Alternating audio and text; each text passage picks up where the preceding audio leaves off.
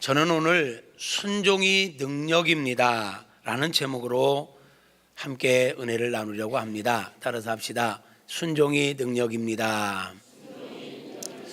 순종이 능력입니다. 같은 본문의 내용을 가지고 2주 전에 아브라함이 하나님의 말씀에 온전히 순종함으로 여호와 이레의 복을 경험했던 것을 2주 전에 나누었습니다. 지난주에 추수감사주의를 맞이해서 감사에 관한 말씀을 나누었고, 감사가 능력입니다 라는 말씀을 나누었고, 오늘은 같은 본문이지만 이삭의 순종이라는 관점에서 은혜를 나누려고 합니다. 이삭 하면 순종의 사람이라는 답이 나옵니다. 이삭은 순종의 아이콘, 순종. 그래서 이삭은 예수님의 예표이기도 하고, 우리 신앙생활하는 사람들의, 믿음 생활하는 사람들의 어떻게 하는 게 신앙생활을 잘하는 거냐, 신앙의 모델이 되기도 합니다. 오늘 본문에서도 이삭은요, 아버지에게 어떻게 순종하는가 한번 보십시오. 아버지에게요, 아침 일찍 일어나 하나님께 예배 드리러 가자고 하는 그 아버지의 말씀 앞에 온전히 순종합니다. 이때 이삭의 나이는 10대 후반으로 보거든요. 한참 혈기왕성할 때고 반항 기질이 많을 때. 근데 아버지가 우리 하나님께 예배하러 가자 할 때 아침 일찍이 일어나서 거기 동행하는 것을 보게 돼요. 그리고 뭐 몇십 분 거리도 아니에요. 3일 길을 걸어서 가는데 군소리 없이 온전하게 순종하여 아버지와 함께 그 먼 거리를 걸어서 순종하여 가고 있는 모습을 보게 됩니다. 그런가 하면 하나님께서 지정하셨던 모리아 산에 이르렀을 때에 아버지가 종들과 나귀를 산 밑에 두고, 이제 너하고 나하고 둘이 올라가야 돼, 네가 이 번제에 쓸 나무를 짊어지거라 하고는 나무를 매주는데, 그 나무를 메고 정상까지 또 올라가는 것을 보게 됩니다. 얼마든지 따질 수 있잖아요. 아버지, 이 나무 같은 건 종들이 지게 해요, 나귀를 끌고 올라가지요 할 수 있잖아요. 근데 이삭은 한마디 하지 않습니다. 아버지께서 하자는 대로, 아버지께서 말씀하시는 대로 온전하게 순종하고 있음을 보게 돼요. 더 놀라운 것은 정상에 이르렀습니다. 정상에 다 올라갔어요. 아버지가 제단을 쌓습니다. 그리고 그 위에 나무를 펼쳐놓습니다. 그리고는 제물을 놔야 되는데 올라갈 때 이런 얘기를 했죠. 이삭이, 아버지, 불과 번제물을 태울 수 있는 그 나무는 준비됐는데 정작 중요한 제물이 없네요. 제물은 어떻게 해요? 그랬더니 아버지가 뭐라고 대답합니까? 아들아, 그것은 하나님께서 친히 준비하실 거야. 여러분, 사실 이것은 말이 안 되는 거예요. 제물은요, 예배자인 사람이 준비하는 겁니다. 제물은 예배자인 사람이 친히 직접 준비해야 되는데, 아브라함은요, 아니, 하나님께서 준비하실 거야, 이렇게 얘기하는 거예요. 그건 상식이 안 맞아요.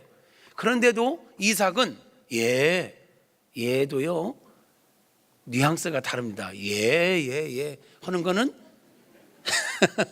똑같은 예지만 비웃는 듯한 거야. 네, 그렇군요. 믿어요 아버지 말을. 그리고 올라갔어요. 근데 가보니까 아무것도 없잖아요.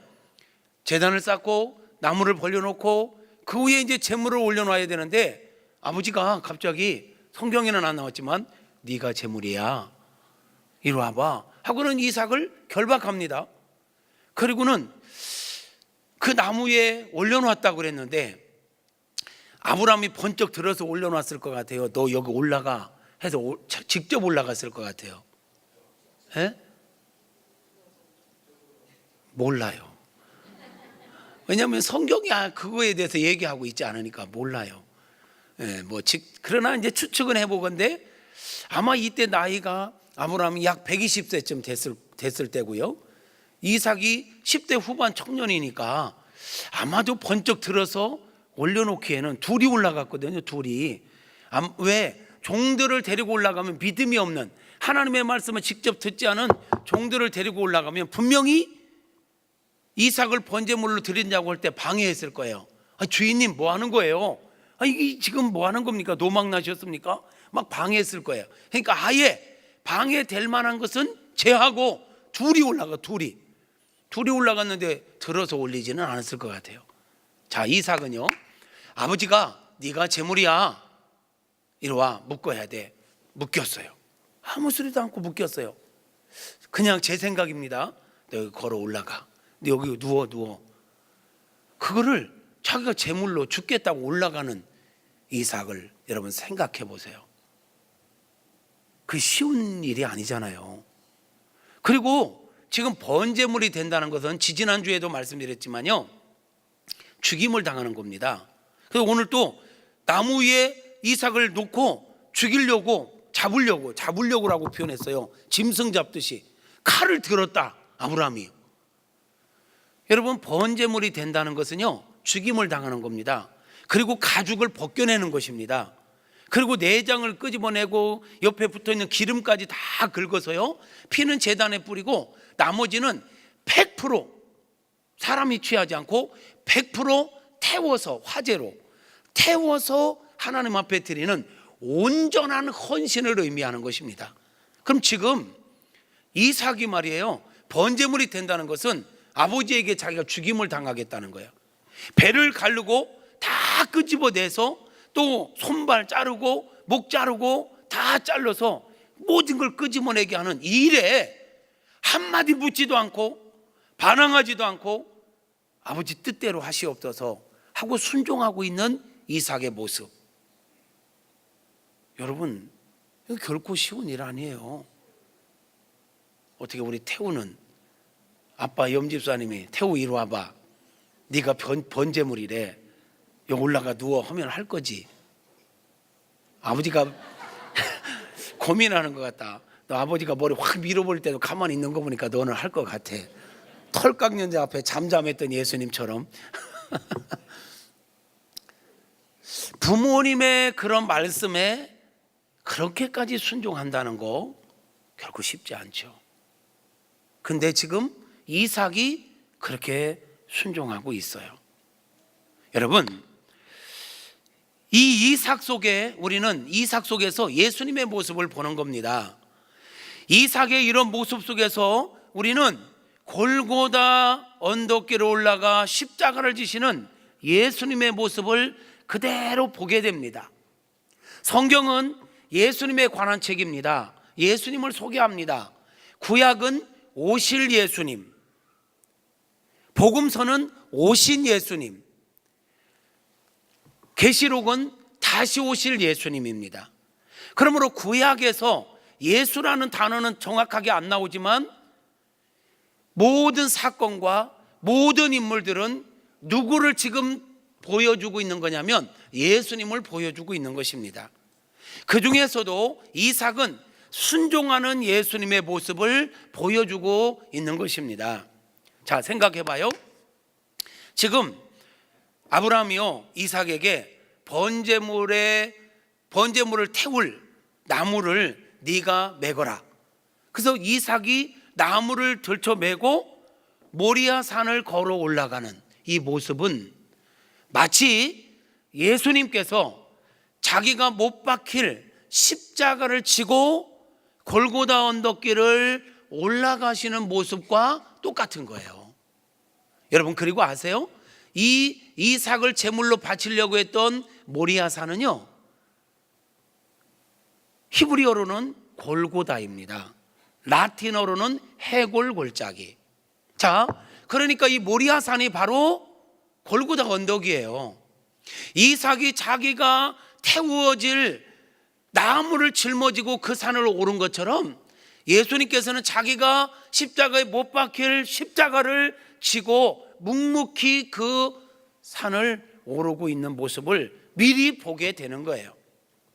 그런가 하면 아버지가 네가 제물이야, 네가 죽어야 돼, 이리 와, 결박해. 결박당하고 이 나무 위에 네가 누워야 돼 할 때 반항하지 않고, 여러분 인간적으로 생각하면 아버지 지금 무슨 말씀하시는 거예요? 내가 재물이요? 하나님이 인신제사를 받으시나요? 아버지 뭐 잘못 들으신 거 아니에요? 지금까지 아버지 하나님 말씀 순종했지만 이거는 아닌 것 같습니다. 얼마든지 따질 수 있고, 아버지를 밀치고 도망가면요 120세 아버지가 10대 후반에 이삭 못 쫓아옵니다. 그런데 이사야서 53장 7절 말씀처럼 털 깎는 자 앞에 잠잠한 양처럼 우리 예수님은요, 이삭은 그렇게 순종했고, 우리 그 모습은 예수님의 모습을 보는 거예요. 하나님께서 네가 십자가를 지고 나의 뜻을 이루기 위하여 네가 죽어야 된다 할 때 아버지 뜻대로 되기를 원합니다. 내 솔직한 심정은, 내 마음은 나 이거 피하고 싶습니다. 이거 십자가 지기 싫습니다. 그러나 나의 원대로 마옵시고 아버지의 뜻대로 되기를 원합니다 하고 그대로 자기의 생명을 드리면서까지 순종하시는 예수님의 이 모습은 그 옛날에 이삭이 아버지의 뜻에 따라 온전하게 순종하고 있는 모습과 똑같다. 그래서 이삭의 모습을 통해서 우리는 예수님의 모습을 보게 되는 것입니다. 여러분, 우리는요 이 사건을 통해서 이런 순종하는 이삭의 모습, 이렇게 순종하는 예수님의 모습을 통해서 우리가 배워야 될 교훈이 뭔지 아세요? 우리가 배워야 될 교훈은요, 우리가 하나님의 뜻 앞에서, 하나님의 말씀 앞에서 어디까지 순종해야 되는지를 보여주고 있는 거예요. 어떻게 순종해야 되는지를 교훈하고 있는 거란 말이죠. 여러분, 믿음으로 산다는 게 뭡니까? 믿음으로 산다는 게 하나님의 말씀을 듣고 하나님의 뜻 앞에서 그대로 순종하는 것, 이게 믿음으로 사는 겁니다. 자, 믿음으로 살아간다고 하는 우리가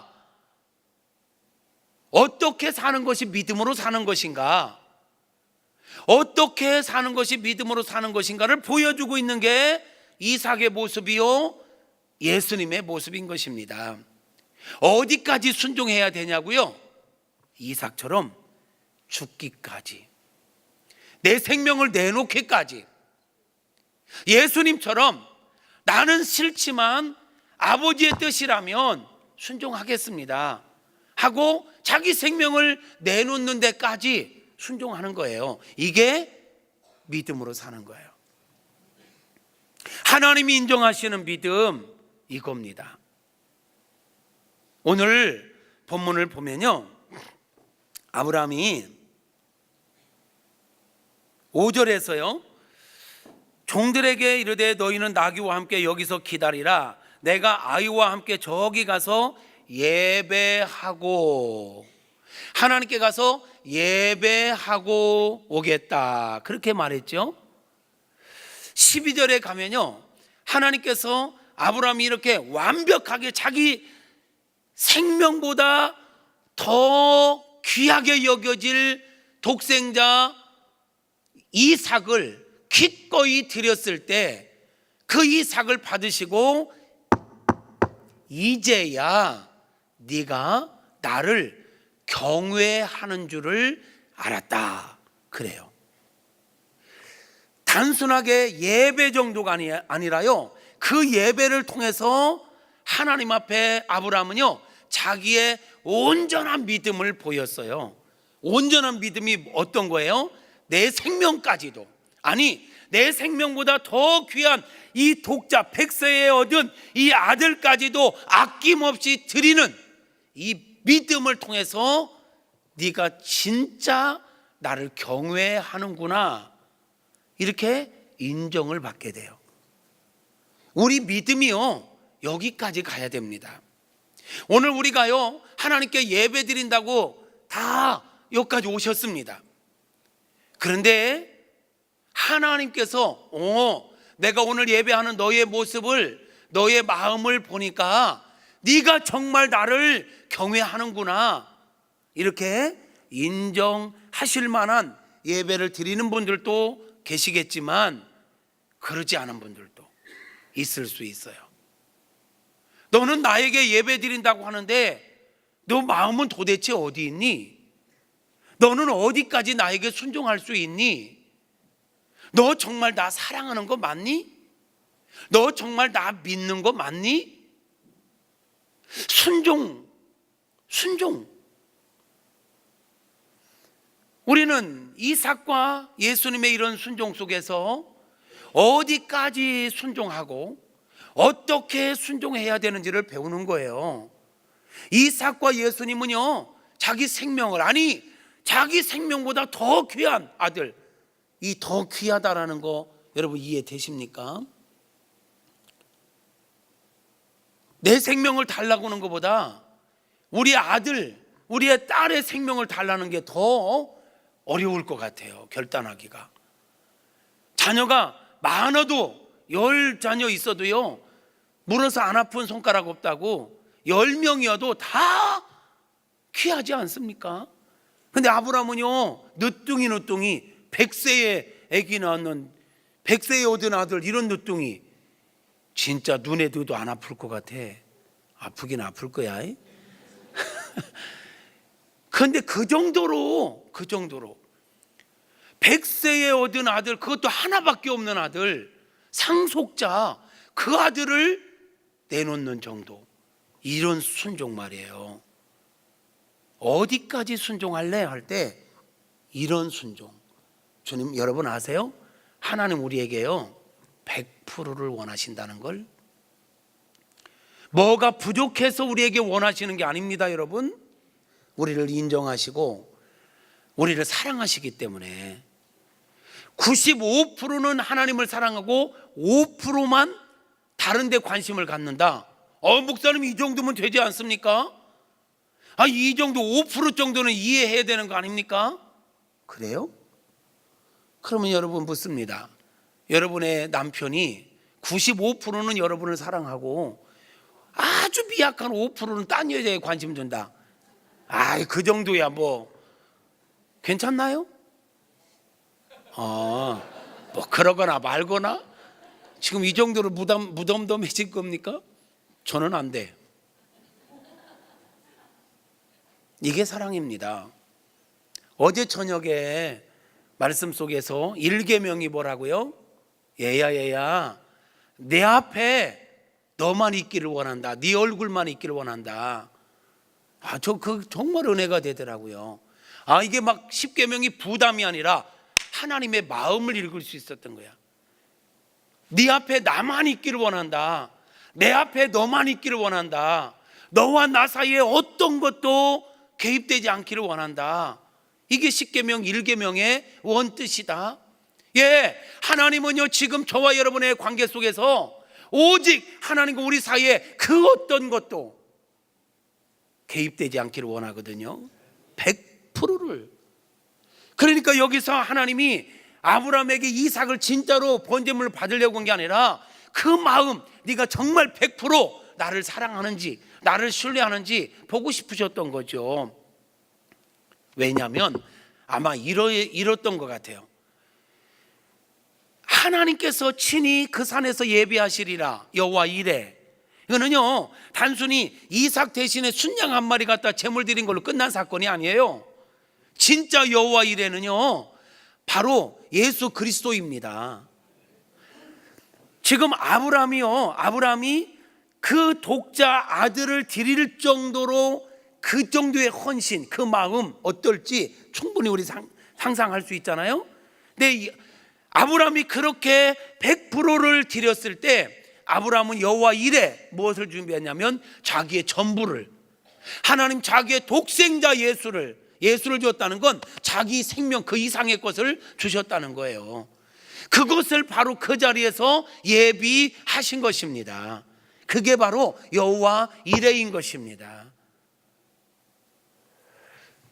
어디까지 순종해야 되냐고요? 100%. 조금 과하다면 120%. 어떻게 순종해야 되냐고요? 이삭처럼, 예수님처럼 즉시.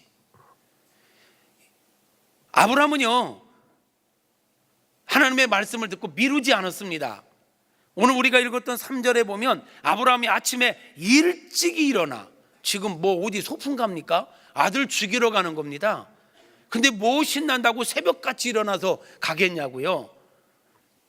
순종은 미루면 안 된다.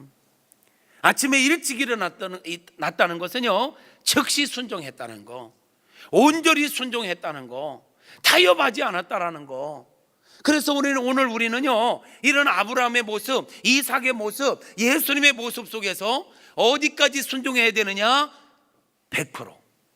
어떻게 순종해야 되느냐? 즉시, 온전하게 100%를 순종해야 됨을 우리에게 교훈하고 있는 중요한 메시지인 것입니다. 우리가 믿음으로 산다는 것은 바로 말씀에 순종하는 것입니다. 우리와 하나님과의 관계 속에서 하나님의 책임은, 하나님의 역할은 말씀하시는 데 있습니다. 우리의 역할은 순종하는 데 있습니다. 하나님의 말씀을 잘 듣고 그 말씀대로 순종하는 것, 이게 우리가 가져야 될 자세인 줄로 믿습니다. 우리 기독교는 계시 종교입니다. 우리가 깨닫고 우리가 터득한 대로 믿는 종교가 아니라요, 하나님이 알려주신 대로, 하나님이 계시해 주신 대로 순종해야 될 계시 종교입니다. 자주 얘기했지만 한 번 더 얘기할게요. 세상에 종교가 많습니다. 그 많은 종교를 두 가지로 나누면요, 구도 종교와 계시 종교로 나눕니다. 구도 종교는 수양 종교라고 할 수 있습니다. 도 닦는 종교 말이에요. 도 닦는 종교들은요, 다 자기가 깨달은 대로, 자기가 터득한 대로, 자기가 느낀 대로 행하는 겁니다. 근데 계시 종교는요, 내가 없습니다. 하나님이 알려준 대로, 이걸 알려주는 걸 보고 우리는 계시라고 그래요. 하나님이 계시해 주신 대로 순종하는 것, 이게 계시 종교의 특징입니다. 성경에 나오는 많은 믿음의 사람들, 역사의 인물들, 그들의 공통점이 뭔지 아십니까? 자기 생각대로, 자기 기분대로, 자기 감정대로가 아니라 계시된 말씀대로 순종했던 사람들이 주인공이 되었습니다. 하나님이 인정하시는 믿음의 용사들이 되었습니다. 하나님은 지금도 저와 여러분에게 그런 믿음을 원하십니다. 어떤 믿음? 말씀대로 순종하는 믿음 말이에요. 우리가 하나님 앞에 순종할 때 하나님은 우리를 구속사의 주인공이 되게 하시고 여호와 이레의 복을 주시는 줄로 믿습니다. 그래서 순종이 능력입니다. 순종하며 살아가는 저와 여러분 되어지기를 축복합니다. 할렐루야. 우리 믿음을 점검해 보십시다. 나는 하나님의 말씀하심 앞에 온전히 순종하고 있는가? 혹 하나님의 말씀하심 앞에 핑계대고 있지는 않은가? 반항하고 있지는 않은가? 마치 하나님을 가르치려고, 하나님 이건 아니잖아요? 하나님 왜 그러셨어요? 하나님 아무리 생각해도 이건 이해가 안 돼요. 하나님, 이렇게 하나님을 가르치고 있지는 않은가? 여러분이 이삭이었다면 어떻게 반응하셨을 것 같습니까? 이런 상황에서 말이에요. 여러분, 우리가 하나님께 온전히 순종하지 못하는 이유가 뭘까요? 하나님께 온전히 순종하지 못하는 이유가 뭘까요? 아니, 반대로 아브라함이 독생자 100세에 얻은 독자 아들까지 기꺼이 드릴 수 있었던 이유가 뭘까요? 순종할 수 있었던 이유, 이삭이 아버지의 뜻에 따라 온전하게 순종할 수 있었던 이유가 뭘까요? 예수님이 당신의 생명을 내놓으며 십자가를 져 죽기까지 순종할 수 있었던 이유가 뭘까요? 순종하지 못하는 이유, 순종했던 이유, 여러 가지가 있겠지만 저는 하나님에 대한 암, 아브라함이 100세에 얻은 독자 이삭까지 기꺼이 주저하지 않고 번제물로 드릴 수 있었던 것은 하나님이 어떤 분인지를 알았기 때문에, 하나님이 자기를 얼마나 사랑한지를 알았기 때문에, 하나님은 한 번 하신 약속을 어떻게 지켜가시는 분인지를 알았기에, 하나님의 능력이 얼마나 위대하신가를 알았기에 순종할 수 있었다. 이삭이 이렇게 순종할 수 있었던 건 자기 아버지의 하나님이 어떤 분인지를 알았기에. 어떻게 알았을까요? 아브라함이 얘기하지 않았을까요? 아들, 아버지가 믿는 하나님은 말이야 이런 분이야. 내가 75세 됐을 때 하나님 나를 부르시더라. 근데 내가 순종했지. 여차저차해서 이렇게 했는데 내가 말도 안 되는 실수를 했어. 네 엄마를 누이라고 했다가 네 엄마 뺏길 뻔했어. 근데 하나님은 그런 속에서도 나를 지켜줬고 너 엄마를 지켜주셨어. 그런 일이 한두 번이 아니야. 창피한 얘기지만 아빠가 말이야 아비멜렉 앞에서도 그랬었거든. 근데 하나님은 그래도 나를 지켜주셨어. 318명을 데리고 5개 나라 연합군과 싸우는데도 하나님 나를 이기게 하셨어. 아빠가 얼마나 믿음이 없은지 아냐? 그런 하나님을 믿으면서도 말이야 내 생각을 가지고 내가 나이가 많아지고 이제 내가 능력이 없어지고 네 엄마는 이제 경수가 끊어져서 아기 낳을 상황이 안 돼서 그 마음이 너무 조급해가지고 엘리에셀을 너 대신 상속자로 삼자고 했었잖아. 근데 하나님은 안 된대. 그것도 안 돼서 내가 참다가 또 너무 조급한 나머지 인간적으로 생각할 때 끝날 것 같아가지고 하가를 통해서 아기를 낳았었잖아. 그게 네 이복 형 이스마일이야. 그런데도 그래도 하나님 좀 삐졌었다. 내가 하도 믿음이 없이 그러니까 13년 동안이나 나에게 한 말씀도 안 하시더라. 근데 말이야 13년 만에 나타나서 나에게 첫 번째 하신 말씀이 뭔지 아냐? 창세기 17장 1절 이하에 아브라함아 나는 말이야 네가 믿는 나는 말이야 엘사다이 전능자야. 네가 지금 내가 그렇게 인간적인 방법 동원하지 마. 조급해하지 마. 네가 경수가 끊어지고 네 능력이 안 돼도 나는 엘사다이 전능자야. 내가 할 수 있거든. 그 나를 믿으라는 왜 인간적인 생각으로 인간적인 방법으로 자꾸 그러는 거야. 그러면서 하나님이 자기를 친히 나는 전능자라고 알려주셨어. 내가 그때부터 믿었지. 그래서 99세 됐을 때 천사가 와서 내년 이맘때에 아기가 낳을 거라고 할 때 나는 믿었어. 왜? 내 능력으로는 안 되지만 하나님이 가능하니까. 이거 얘기하지 않았을까요? 이 아들에게 이걸 얘기했단 말이에요. 그러니까 아버지를 신뢰했어요. 아버지의 하나님을 신뢰했어요. 그러니까 이삭이 순종할 수 있었던 거예요. 여러분은 여러분 자녀들에게 이런 믿음의 신뢰감을 주고 있나요? 여러분의 자녀들은 여러분이 믿는 여러분의 하나님 아버지를 나의 하나님이라고 고백하게 만들 만큼 자녀들에게 믿음을 대물림하고 있느냐고 묻는 것입니다. 아브라함이요 22장에서 이렇게 아들을 드리기까지 순종할 수 있었던 건, 아들에게 이렇게 강력한 영향력을 줄 수 있었던 건 하루아침에 만들어진 건 아니에요. 사실 40년이라는 시간 동안을 하나님께 이런저런 일들을 통해서 하나님을 배운 거야. 하나님을 경험한 거야. 하나님을 아는 거야. 이제 와서 보니까 하나님은 어떤 걸 요구하셔도 내가 순종하면 하나님은 실수하지 않고 절대로 손해보지 않는 분이기 때문에 반드시 역사하신다는 걸 아는 거예요. 그러니까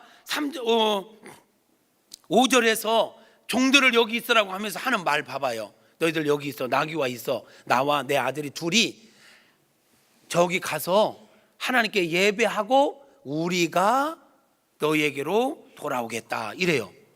지금 아브라함이 솔직히 아들을 뭐로 가는 거예요? 죽이려고 가는 거예요? 번제물로 드려버리려고 하는 거예요? 그러면 나와 아들이 가서 하나님께 예배하고 나 이따 올게 이랬으면 말이 되는데 우리가 올게 이래요. 이거는 뭐예요? 내가 가서 번제물로 드려도 하나님은 내 아들을 죽이지 않을 거에 대한 믿음이 있는 거예요. 이 믿음이 있으니까 순종하는 거예요. 그러므로 여러분, 우리가 순종을 잘 못하는 이유, 하나님을 모르기 때문에 그래요. 몇십 년 신앙생활에서 지식적으로는, 성경을 통해서 지식적으로는 하나님이 어떤 분인지 읊을 수 있지만, 이 여기 있는 지식이 가슴의 언어로, 가슴의 믿음으로 와 있지 않기 때문에, 여러분 아세요? 손과 발이 움직이는 건 여기에 지식으로 움직이는 게 아니라 가슴이 뜨거워져야 움직이는 겁니다. 하나님을 지식으로 아는 게 아니라 가슴으로 아는 은혜가 있기를 축복합니다. 그런 아는, 그래서 호세아서 6장 3절에서는 여호와를 알자, 힘써 여호와를 알자 라고 말씀하고 있는 거예요. 축복합니다. 여러분, 우리가 바른 믿음 생활하려면요, 다른 거 거두절미하고 하나님을 바르게 알아야 돼요. 하나님이 어떤 분인지를 알아야 돼요. 하나님이 나를 얼마나 사랑하시는지를 알아야 돼요. 하나님이 나를 얼마나 아끼시는지를 알아야 돼요. 하나님이 나에 대해서 얼마나 놀라운 계획을 갖고 계신지를 아셔야 돼요. 하나님, 여러분, 우리는 이대로 인생 끝나지 않습니다. 하나님 우리를 통한 놀라운 계획을 갖고 계십니다. 할렐루야. 그러므로 지금 어떤 어려움이 있어도 끝났다고 생각하지 마세요. 세상이 끝났다고는 그 시점 하나님은 또 다른 역사를 이루실 수 있단 말이에요. 하나님 나를 통해서 얼마나 놀라운 계획을 갖고 계신지를 알 때 우리는 순종할 수 있어요. 목사님, 내 상황 아세요? 지금 내가 이런데 무슨 하나님 나를 사랑해요? 증거 주세요. 여기 있잖아요. 십자가. 이 십자가가 하나님이 우리를 얼마나 사랑하시는지, 도대체 내가 무엇이간데, 허물투성이고 죄악투성이인, 변덕투성이인 우리가 무엇이간데 우리를 살리겠다고 당신의 독생자를 십자가에 못 박혀 죽게 만들었냔 말이에요. 하나님 뭐 할 수 있냐고요? 십자가 있잖아요. 예수님이 여기에 죽음으로 끝나지 않고 다시 살린 빈 십자가. 여러분 아세요? 천주교의 십자가는 예수님 여기 달려 있습니다. 고난의 십자가. 근데 우리는 예수님이 안 달려 있죠? 부활의 십자가입니다. 고난으로 끝나면 기독교 아닙니다. 고난을 이기고 부활의 영광이 있는 게 기독교입니다. 그래서 기독교의 십자가는 부활의 십자가입니다. 우리는 고난으로 끝나지 않습니다. 지금 여러분이 어떤 어려움 가운데 있든 끝났다고 생각하지 마십시오. 예수 안에서 우리는 부활할 것입니다. 승리할 것입니다. 역전될 것입니다. 그 주님을 믿는 겁니다. 그 전능자를 믿는 겁니다. 여러분, 이 믿음으로 살아가는 저와 여러분 되어지기를 축복합니다. 순종하지 못하는 이유는 하나님을 모르기 때문입니다. 그래서 하나님을 알아야 합니다. 여러분, 다른 것보다도 다른 어떤 일 때문에 하나님 모른다면 일 그만두십시오. 먼저 하나님을 아는 데 힘쓰십시오. 하나님을 알면요, 순종은 되어지는 거고 헌신은 되어지는 거예요. 하나님이 얼마나 우리를 아끼고, 하나님이 얼마나 우리를 사랑하고, 우리를 향한 계획이 얼마나 놀라운지를 알아가는 은혜가 있기를 축복합니다. 하나님은 어떻게 하든지 우리가 하나님을 알기를 원하세요. 하나님을 알려면 어떻게 해야 될까요? 하나님에 대해서 소개하고 있는 성경을 읽어야지요. 성경을 뭐 해요? 성경을 뭐 해요?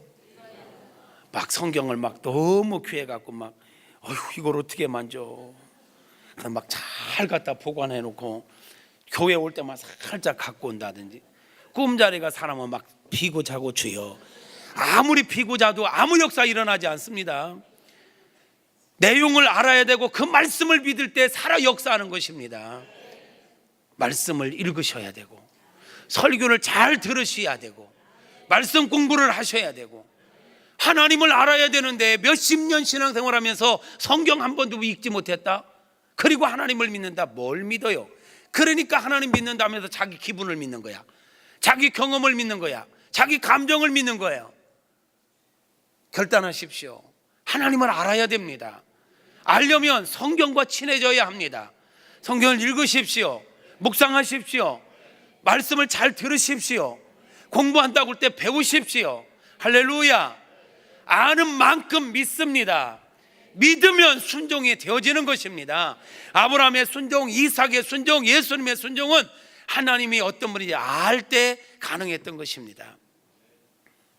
하나님을 더 깊이 아시고 온전하게 순종하는 저와 여러분 모두가 되어지기를 주님의 이름으로 축복합니다.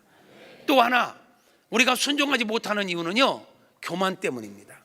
내 생각 때문입니다. 내 경험 때문입니다.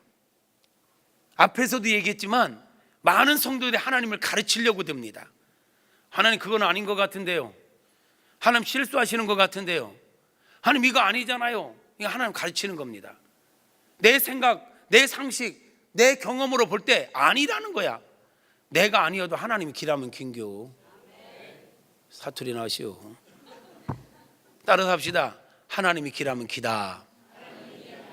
이쪽 동네 사투리, 하나님이 길하면 겨. 내 생각으로 하나님을 제한하지 말자고요. 아멘입니까? 하나님을.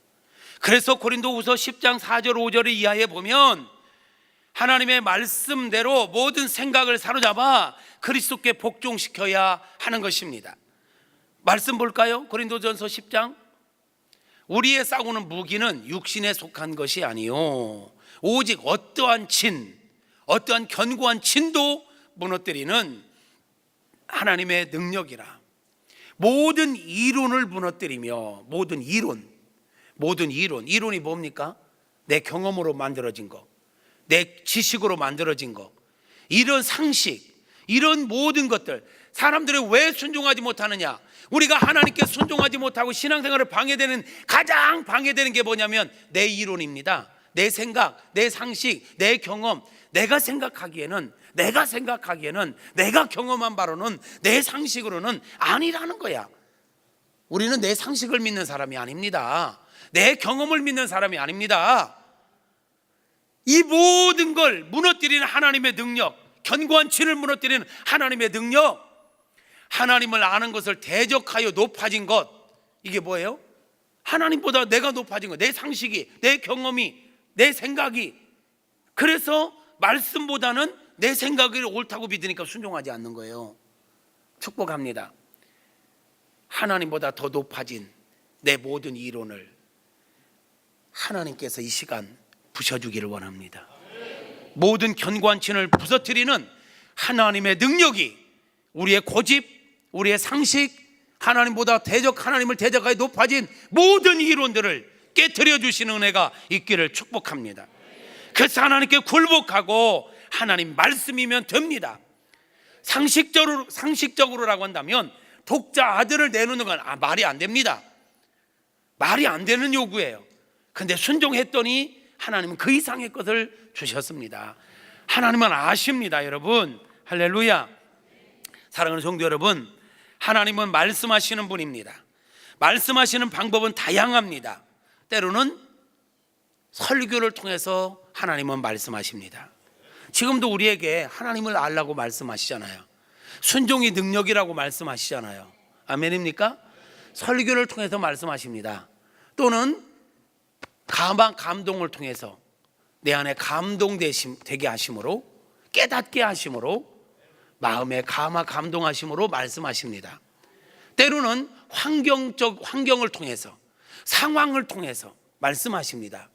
때로는 그냥 보편적인 사람들의 던지는 말 한마디를 통해서도 하나님 우리에게 말씀하시는 게 있습니다. 잘 들어야 합니다. 아멘입니까?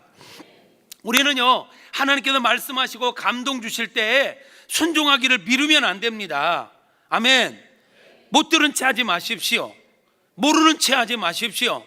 하나님의 말씀과 감동 앞에 즉시 순종할 수 있기를 축복합니다. 그러기 위해서는 들어야 합니다. 믿음은 들음에서 난다 했습니다. 말씀을 들으십시오. 설교를 잘 들으십시오. 마음의 문을 여십시오. 마음의 문이 열리려면 눈을 열어야 합니다. 눈도 열리고 입도 열어야 합니다. 아멘 하면서. 눈 닫고 입 닫으면 마음도 닫힙니다. 열고 잘 들어야 믿어지고, 믿어야 순종하고, 순종해야 역사가 있습니다. 할렐루야. 사랑하는 성도 여러분, 무엇을 순종해야 할까요? 무엇을 순종해야 하겠습니까? 다니엘 기도회 화요일날 순서자였던 김태훈 선교사님처럼 서울대병원의 의사직을 포기하고, 아산병원의 의사직을 포기하고 아프리카로 가는 것만 순종입니까? 삭개오처럼 자기 재산의 절반을 뚝 잘라서 헌신하는 것만 순종입니까? 아브라함처럼 아들을 번제물로 드리는 것만 순종입니까? 아닙니다. 사실 저와 여러분은 이미 순종하고 있습니다. 아멘입니까? 오늘도 이 자리에 왔다는 것 자체가 순종입니다. 여러분 여기 안 와도 갈 데 많지요. 할 일 많지요. 더 쉴 수도 있고 말이죠. 근데 그 모든 유혹을 떨쳐버리고 교회로 발걸음한 거, 하나님의 인도하심, 감동하심 앞에 순종하신 거예요. 잘하신 겁니다. 옆에 분에게 칭찬 한번 해요. 잘하셨어요. 잘하셨습니다. 네, 우리가 주의를 성수하는 것, 순종하는 거죠. 여러분, 그래도 삶 속에서 내 성질대로 살지 않고 기분대로 살지 않고 나름대로 내가 그리스도인이라는 이름으로, 성도라는 이름 때문에 절제하며 사시지요. 뒷동네는 아멘을 안 해. 절제하며 사는 것, 이게 순종하는 것입니다. 여러 모습으로 봉사하는 것, 순종하는 것입니다. 기도 생활하고 있는 것, 순종하는 것입니다. 전도 생활하고 있는 것, 순종하는 것입니다. 어려움 가운데 있지만 11조는 아버지 것으로 알아서 10분의 1을 구별해서 드리는 것, 순종하는 것입니다. 예, 쉽지 않지요. 11조 딱 구별해 드린다는 거. 그러나 믿음이 있어야 순종합니다. 여러분, 이런 순종은 반드시 하실 수 있기를 바랍니다. 그런데 말이에요, 지금도 우리는 이미 순종하는 가운데 있지만 하나님은 우리가 이 정도에서 멈추기를 원치 않으세요. 더 하나님의 말씀하심과 감동하심 앞에 더 민감하게 반응하기를 원하십니다. 더 순종하기를 원하십니다. 우리가 정해놓은 어떤 바운더리에 매여서 제한된 순종 말고, 자, 이렇게 목회하면서 보니까요, 너무 많은 성도님들이 이 신앙생활을 위해서 자기가 만들어 놓은 바운더리가 있어. 나는 여기까지 순종할 거야. 나는 여기까지만 할 거야. 이렇게 정해놓은 거, 이건 하나님이 정해놓은 거 아니잖아요. 이거 여기에 매여 있는 신앙생활은 옳지 않아요. 푸십시오. 좋게 말할 때 우리가 자원에서 풀면 은혜고, 어떤 분들은 하나님께서 풀게 해줘. 하나님께서 개입하시면 괴롭다는 걸 알아야 돼. 하나님께서 여러분 인생 가운데 우리가 순종하게 만들려고 인생 가운데 개입한다는 건 고통으로 찾아와요. 등 따숩고 배부르면 말들을 안 듣잖아. 그러니까 너 이래도 말 안 들을래? 그냥 팍 조여놓으면 야야야야야야 이러면 안 되잖아. 좀 우리는 프로들이잖아. 프로 아닌가? 프로는 말이에요, 조금만 알아들어야 돼. 저거 애기들처럼 막 하나까지 다 알려줘서 하는 거 말고, 우리가 정해놓은 어떤 바운더리를 푸십시오. 신앙생활에 이게 보니까 너무 많은 분들이 제자리 걸음해. 제자리 걸음. 웬고 보니까 자기가 정해놓은 룰, 이 어떤 바운더리 안에서만 하는 거야. 나는 예배도 여기까지만 드릴 거야. 그래서 기도에 나오면 죽는 줄 알아. 성령께서 너 기도에 가야 되잖아. 너 이렇게 자빠져 잘 때가 아니잖아. 너 이렇게 잘 때가 아니잖아. 하는데도 나는 오늘 나가면, 오늘 내가 새벽기도나 오늘 하루 종일 좋을 수도 있어. 그러면 덕이 안 되지. 그것보다는 차라리 푹 자고 잘하는 게 좋아. 자기가 다 소설을 써요. 오전 예배 드리면 됐지. 뭐 오후 예배까지, 뭐 오후 예배 영상으로 본 다음에 집에 가서 뭐 유튜브 보면 돼. 봐? 안 보지. 순종이 제사보다 낫다 했어요. 순양의 기름보다 낫다 했어요. 여러분, 하나님은 우리가 더 지금까지도 잘하고 계셨지만 어린아이의 수준에 머무르지 말고 우리가 정한 바운더리를 푸세요. 빗장을 푸세요. 성령의 감동하심 앞에, 말씀하심 앞에 온전하게 순종하는 저와 여러분 되어지기를 주님의 이름으로 축복합니다. 할렐루야. 여러분, 생각해 보세요. 하나님께서 내가 가정생활을 어떻게 하기를 원하시는지, 분명히 하나님 우리가 가정생활 속에서 어떻게 하기를 원하시는지 말씀하십니다. 감동으로 또는 설교를 통해서. 그렇다면 그 순종해서 가정생활 잘 하십시오. 사회생활은 어떻게 해야 될지 귀를 기울이십시오. 여러분, 어떤 사회생활을 해야 될지, 어떻게 교회생활을 해야 될지, 성령께서 여러분에게 어떻게 교회생활을 하라고 감동 주시는지 들으세요. 그리고 순종하면 예비된 은혜가 분명히 있을 줄로 믿습니다. 우리에게 선교 나가라면 나가야죠. 단기 선교 가라면 가야죠. 선교사가 아예 되라면 가야죠. 김태훈 선교사님처럼 다 내려놓고 갈 수도 있어야죠. 그거로 아무 말도 없었더라. 목사가 되라면 돼야죠. 아멘입니까? 개척하라면 해야죠. 아멘. 하나님은요, 우리가 내가 원하는 내가 아니라 하나님이 원하시는 나로 살아가기를 원하십니다. 여러분 아세요? 우리는요, 내가 원하는 내가 있고 부모님이 원하는 내가 있고 하나님이 원하시는 내가 있어요. 여러분 어떻게 살아야 합니까? 내가 원하는 나로 살아야 됩니까? 부모님이 원하는 나로 살아야 됩니까? 하나님이 원하시는 나로 살아야 합니까? 1, 2, 3 어떻게? 알기는 끝내주기 알아요. 기네스북에 기록될 정도로 잘 알아요. 근데 여러분은 지금 하나님이 원하시는 나로 살고 있습니까? 아니면 내가 원하는 나로 살고 있습니까? 끊임없이 우리 안에서는 내가 원하는 나로 살기를 갈망하고 있습니다. 성경에 보면 종종 이름이 바뀌는 경우가 있어요. 하나님께 이름을 바꿔줘요. 그거는요, 이름에는 자기의 소망이 담겨 있기도 해요. 부모님의 소망이 담겨 있기도 하죠. 아브람, 원래 이름은 아브람이죠. 아브람, 존귀한 아버지라는 뜻입니다. 아마도 아브람의 아버지 데라가 아브람을 낳고 너 아들, 넌 존귀한 자가 됐으면 좋겠다. 너 존귀한 자가 됐으면 좋겠다. 너 존귀한 아버지가 됐으면 좋겠다. 이런 의미로 아브람이라고 지은 것 같아요. 근데 하나님은요, 아니 아브람도요, 그게 자기의 존재의 목적인 줄 알았던 것 같아요. 그러니까 하나님은 너를 통해서 세계 열방이 복을 받게 될 거야, 복을 끼치는 자가 되게 할 거야, 그런 게 들어오지를 않았습니다. 그러니까 계속 하나님 앞에 찡얼댔던 게 뭐냐면요, 하나님 상속자는 둬야 되잖아요. 상속자. 내가 죽기 전에 상속자는 줘야 돼. 하나님은 상속자 정도가 아니라 세계 열방을 살리는 민족을 주겠다고 하는데, 아브라함은 계속 나 아버지 못 되면 안 돼요. 나 상속자는 만들어야 돼요. 그래서 엘리에셀, 이스마엘 계속 그거 얘기해요. 그러니까 하나님께서 아니야, 네 이름을 아브라함이라 하리라. 열국의 아버지라는 뜻이에요. 아브라함과 아브라함의 아버지는 존귀한 자, 존귀함을 받는 자, 존귀한 아버지 정도로 생각했지 모르지만 하나님은요, 열국을 살리는, 세계 열방을 살리는 지도자가 되라는 거예요. 믿음의 조상이 되라는 거예요. 이름을 바꿔주셨어요. 하루아침에 그걸 깨닫지는 못했어요. 그런데 이쯤 되니까, 22장쯤 오니까 하나님은 나를 통해서 열국을 살리기를 원하시는구나. 그 안에 사례도 마찬가지죠. 원래 사례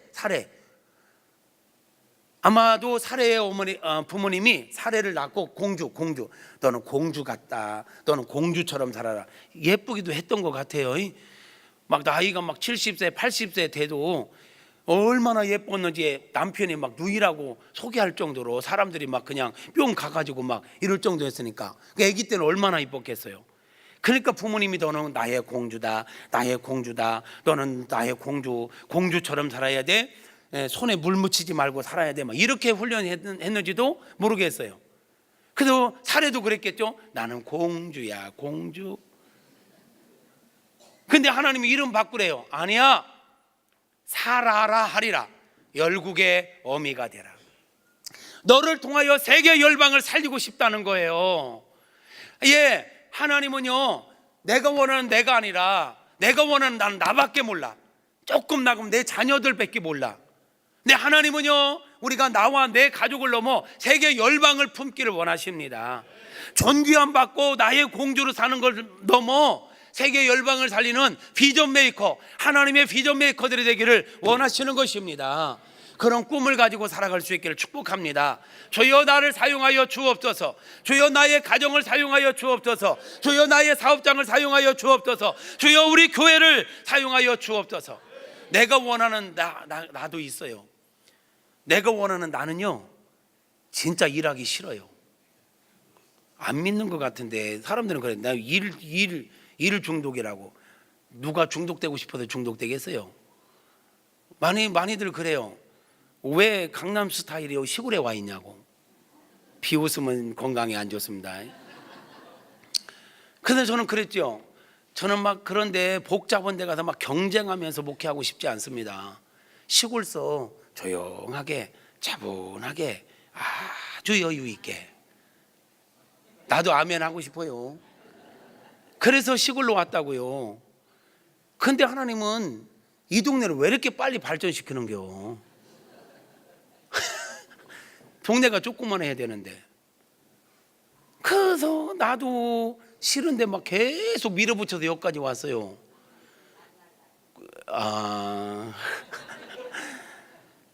그래서 내가 요즘 최근 작년부터 특별히 막 너무 이렇게 번아웃 돼서 나 쉬고 싶어 그랬어요. 진짜로 쉬고 싶어요. 근데 하나님 또 막 몰아가시잖아. 그러니까 내가 원하는 나는 쉬고 싶어. 내가 원하는 나는 천천히 가고 싶어.